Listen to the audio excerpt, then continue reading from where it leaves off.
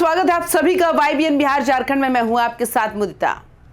कांग्रेस बिहार में चुनाव हार चुकी है, लेकिन आज सवाल सिर्फ चुनाव हारने का नहीं, सवाल है गलती किसकी, और जवाब मांगने वाले अब पार्टी के अंदर ही है।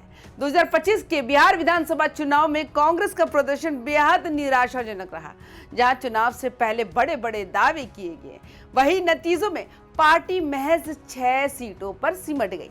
इस हार के बाद पार्टी के अंदर असंतोष और गुस्सा दोनों एक साथ फूट पड़े, और ये गुस्से का तूफान पटना के सदाकत आश्रम में खुलकर सामने आया।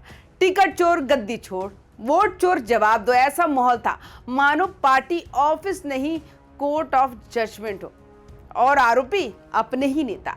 कार्यकर्ताओं का आरोप साफ था कि टिकट नेतृत्व क्षमता या जनता के आधार पर नहीं, बल्कि फेवरिज्म और निजी तालमेल के आधार पर बांटे गए। प्रदर्शनकारियों ने सबसे पहले आरोप लगाया प्रदेश अध्यक्ष राजेश राम और पार्टी प्रभारी कृष्णा अल्लावरू पे।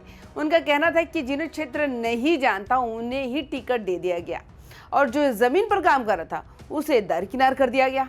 यानी हार विपक्ष ने नहीं दी, हार पार्टी ने खुद को दी। हंगामा बढ़ता गया और हालात इतने बिगड़े कि पूर्णिया के सांसद और कांग्रेस नेता पप्पू यादव खुद पहुंचे कार्यकर्ताओं को शांत कराने।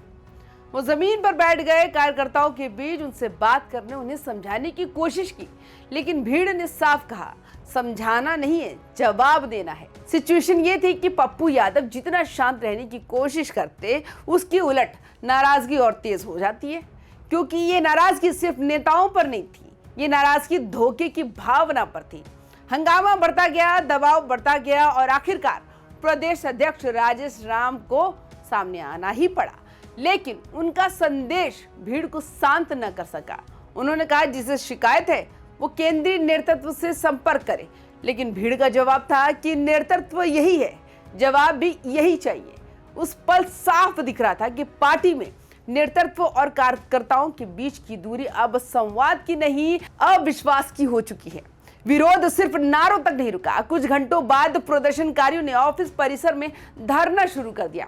उनकी मांगे साफ थी, टिकट बंटवारे की जांच हो, प्रदेश अध्यक्ष और प्रभारी इस्तीफा दे, चुनाव समीक्षा नहीं, जिम्मेदारी तय हो। कांग्रेस कार्यकर्ताओं का कहना था कि जब हारना तय था तब बड़े नेता चुनाव प्रचार में कहां थे, और नेतृत्व ने पार्टी को विचारधारा या संगठन नहीं बल्कि व्यक्तिगत सत्ता का मैदान बना दिया।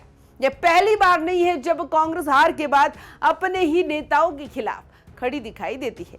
देश भर में कई राज्यों में हार के बाद इसी तरह की सिचुएशन सामने आती रही है।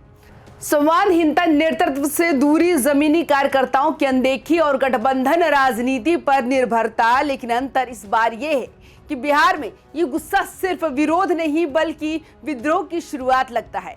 जितनी तेजी से कांग्रेस कमजोर हुई है, उतनी ही तेजी से कार्यकर्ताओं की उम्मीदें भी टूट रही हैं, और ये टूटन अब सड़क पर उतर आई है।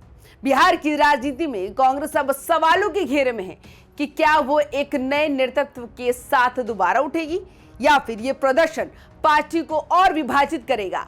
क्या हार सुधार का मौका बनेगी या टूटन की शुरुआत? क्या पार्टी जमीनी कार्यकर्ताओं की सुन पाएगी, या फिर ये नाराजगी कुछ दिनों में कागजी बयान बनकर रह जाएगी?